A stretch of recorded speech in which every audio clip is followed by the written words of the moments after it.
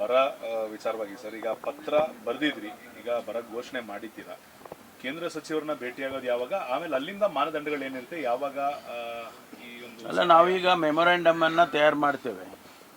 ಯಾಕೆಂದರೆ ಈಗ ನಾವು 101 ತಾಲೂಕುಗಳನ್ನು ಘೋಷಣೆ ಮಾಡಿದ್ದೀವಿ. ಇನ್ನೂ 15 ದಿವಸಕ್ಕೆ ಒಂದು ಸಾರಿ ರಿವ್ಯೂ ಮಾಡಿದಾಗ ಇನ್ನೂ ಒಂದಷ್ಟು ತಾಲೂಕುಗಳು, ಇನ್ನೂ ಒಂದು 40-50 ತಾಲೂಕುಗಳು ಆ ಕ್ಯಾಟಗರಿಗೆ ಬರುತ್ತೆ.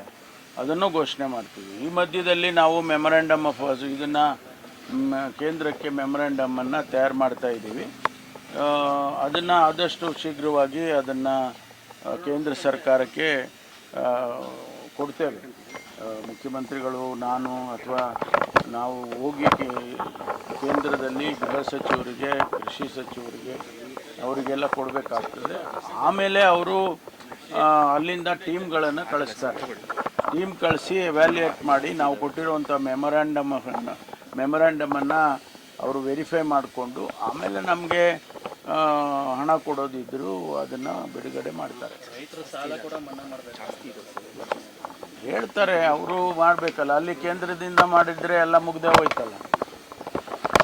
ನಮ್ಮನ್ನು ಹೇಳೋ ಬದಲು ಇವತ್ತು ಇಡೀ ನಮ್ಮ ಮುಂದೆ ರಾಜ್ಯದಲ್ಲಿ ಬರ ಇಲ್ಲ. ಆಂಧ್ರದಲ್ಲಿ ಬರ ಇದೆ, ತೆಲಂಗಾಣದಲ್ಲಿ ಬರ ಇದೆ, ಮಹಾರಾಷ್ಟ್ರದಲ್ಲಿ ಬರ ಇದೆ, ಉತ್ತರ ಪ್ರದೇಶ, ಬಿಹಾರ್ನಲ್ಲೂ ಕೂಡ ಕೆಲವು ಭಾಗಗಳಲ್ಲಿ ಇದ್ದಾವೆ. ಹಾಗಾಗಿ ಇಡೀ ದೇಶದಲ್ಲಿ ಯಾವ ರೀತಿಯಲ್ಲಿ ಡಾಕ್ಟರ್ ಮನಮೋಹನ್ ಸಿಂಗ್ ಅವರು 72,000 ಕೋಟಿ ರೂಪಾಯಿ ಮನ್ನಾ ಮಾಡಿದರು, ಅದೇ ರೀತಿ ಕೇಂದ್ರ ಸರ್ಕಾರದವರು ಮನ್ನಾ ಮಾಡಿದರೆ ಇಡೀ ದೇಶದ ಎಲ್ಲ ರೈತರಿಗೆ ಕೂಡ ಅನುಕೂಲ ಆಗುತ್ತೆ. ಅದನ್ನು ನಾನು ಒತ್ತಾಯ ಮಾಡ್ತೇನೆ ಕೇಂದ್ರ ಸರ್ಕಾರಕ್ಕೆ.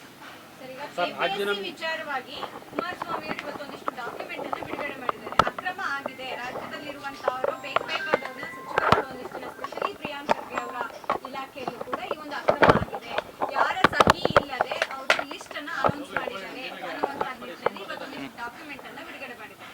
ಯಾವುದರ ಬಗ್ಗೆ? ಕೆಪಿಎಸ್ಸಿ ವಿಚಾರವಾಗಿ. ಕೆಪಿಎಸ್ಸಿ ಎಕ್ಸಾಮ್ಸ್ ಅಲ್ಲಿ ಅಕ್ರಮ ನಡೆದಿದೆ.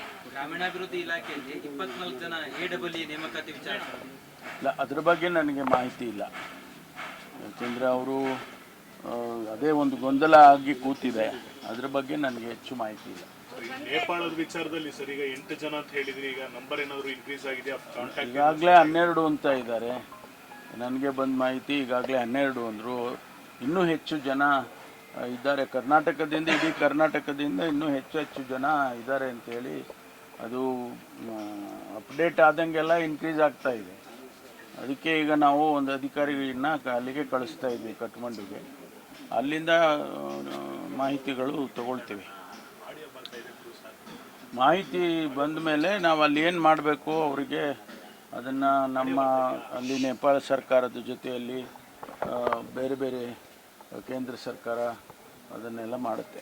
ಸರ್, ಈಗ ಒಂದು ನಾಗೇಂದ್ರ ವಿಚಾರದಲ್ಲಿ ಅವರು ಬೇರೆ ಬೇರೆ ಬಿಜೆಪಿ ಕೇಂದ್ರ ನಾಯಕರ ವಿರುದ್ಧನೂ ಆರೋಪಗಳಿದ್ದಾವೆ, ಗಂಭೀರ ಆರೋಪ ಅಂತ ನಾಗೇಂದ್ರ ಅವರು ಹೇಳ್ತಾರೆ. ಆದರೆ ಅಷ್ಟು ಆರೋಪ ಇದೆ, ಅಪರಾಧಿ ಅಲ್ಲ ಅನ್ನೋಂಥ ವಿಚಾರ ಆಗೋದಾದ್ರೆ ರಾಜೀನಾಮೆ ಪಡೆಯುವಂಥ ಅವಶ್ಯಕತೆ ಏನಿದೆ ಅನ್ನುವಂಥದ್ದು ಪ್ರಶ್ನೆ.